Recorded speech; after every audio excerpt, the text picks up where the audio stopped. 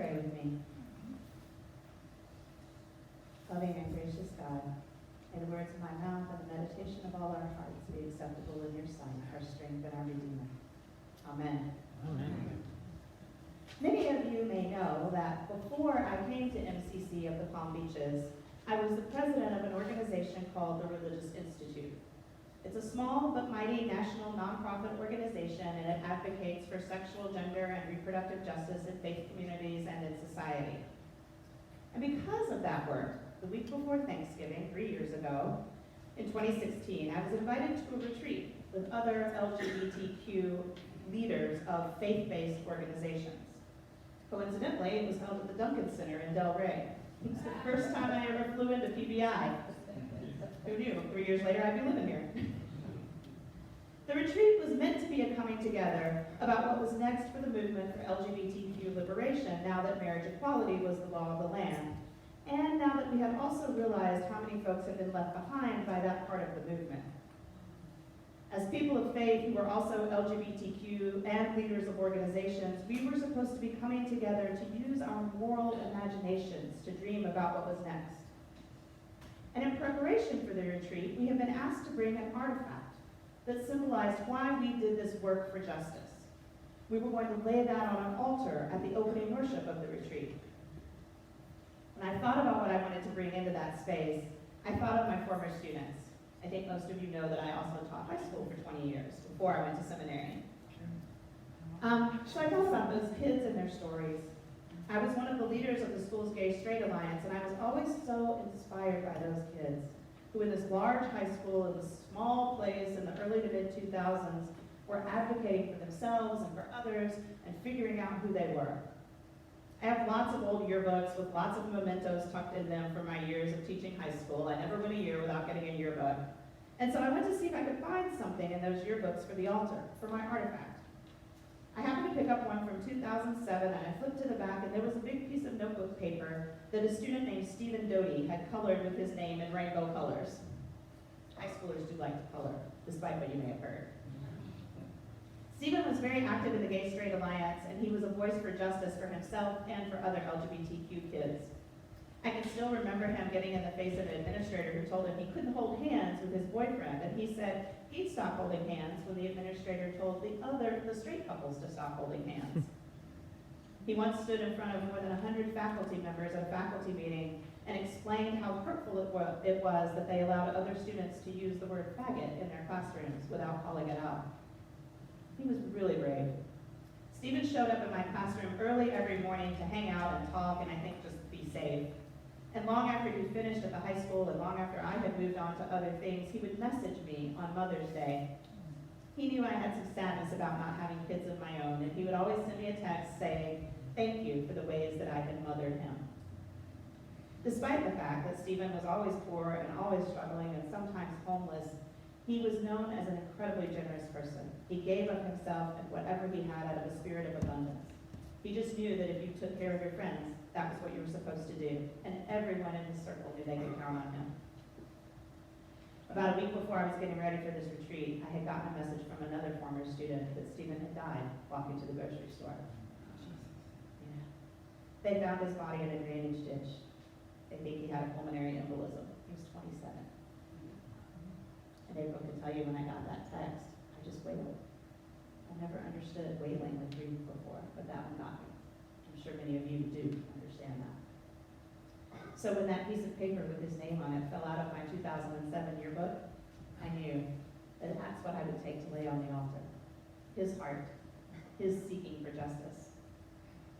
And so with all of that deep heart work, with all of that deep, loving hard work in preparation for this retreat, I was still pretty anxious. The retreat was being hosted by a major funder, a foundation. The other people who would be at the retreat were giants in national movements. They were people I admired and respected on many levels. And the competitive nonprofit world that I inhabited at the time was pretty soul-sucking, but I knew the rules, or at least I thought I did. You don't let people see your vulnerabilities as a person or as an organization. You always present your organization in the best light possible. Always be on the lookout for ways to hustle for and compete for more money for the good work that your organization does. So even though we had gone through this, being asked to bring a meaningful artifact, even though I was grounded and centered in my love of justice and the work that I was doing, even though we had been told that there would be no competition and no evaluation by the funder, I had a hard time really believing that it wouldn't be competitive business as usual. So on the plane, I did what I always do when I'm anxious. I tried to get ready to sound smart, to talk about the unique place of my organization in this movement for justice. I was really working out of my own ego, trying to figure out how to best represent myself and my organization. But that's not how the retreat went down. We started by creating that altar with all of our artifacts and all of our stories. Each person shared something deeply meaningful. And all of us were vulnerable and authentic rather than competitive and fearful. It was amazing. For the rest of the week, we were invited into prayer and art and reflection and singing and Bible study.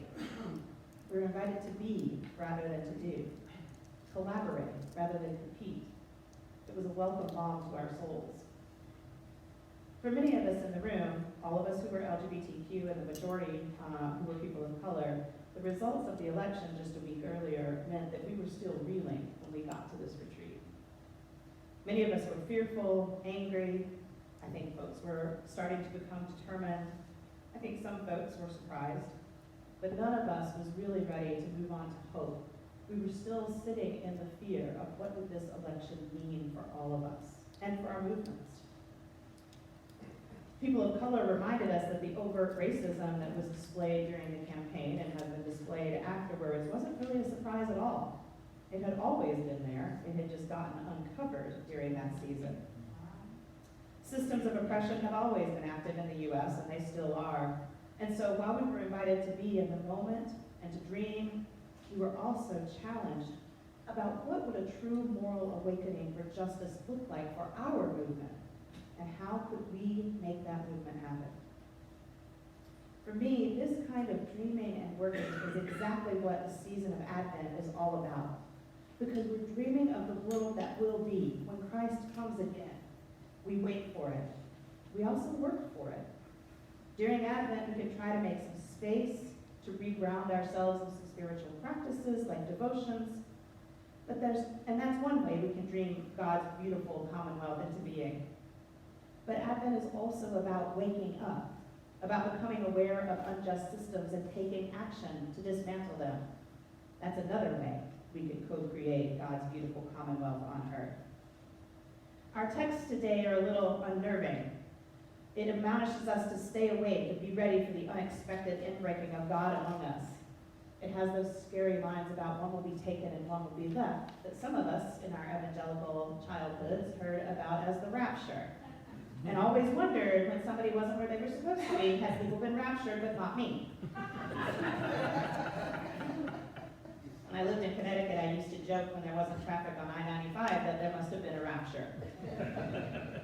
But nonetheless, you can see why those texts instill fear. They're meant to.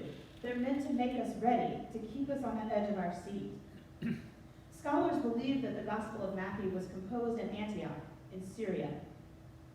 The audience for this gospel was Christian Jews who were still part of Judaism and were trying to find their place with lots of other Jewish sects in the aftermath of the destruction of the temple.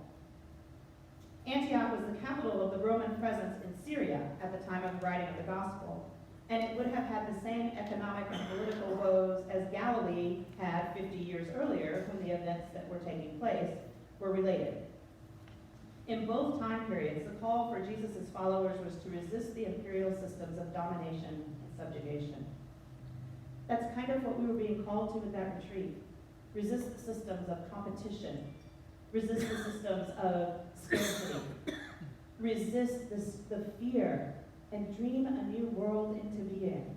Come together with our power and see what our moral imaginations can dream up. I think we need that still here and now in the United States in 2019. And in the present time, it may be harder to recognize, but the systems are still teaching us that there's not enough, that we have to fight for our piece of the pie, that there's an us and a them. They encourage competition and hustling for resources. And resisting those systems looks like a lot of things. Protests, speaking out, marching, taking the streets. But you know what else it looks like? It looks like 16 people from this parish representing this congregation traveling to Belle Glade to go to a Transgender Day of Remembrance. It looks like I don't know how many people showing up on Wednesday to feed our hungry neighbors from our food pantry. It looks like the connections that we make with each other. We stop to listen to each other's stories, to inquire about how we're doing. That's what it looks like. That's what resisting an empire looks like. Next Sunday, as I said, is World AIDS Day, which is why we began Advent this week. And while the focus won't be on Advent necessarily next Sunday, it will be on connection, solidarity, resistance, resilience, and hope in our community. Advent gives us a specific reason to dream and to work for the coming of Christ among us. And so may we continue as a congregation, as individuals, to do exactly that.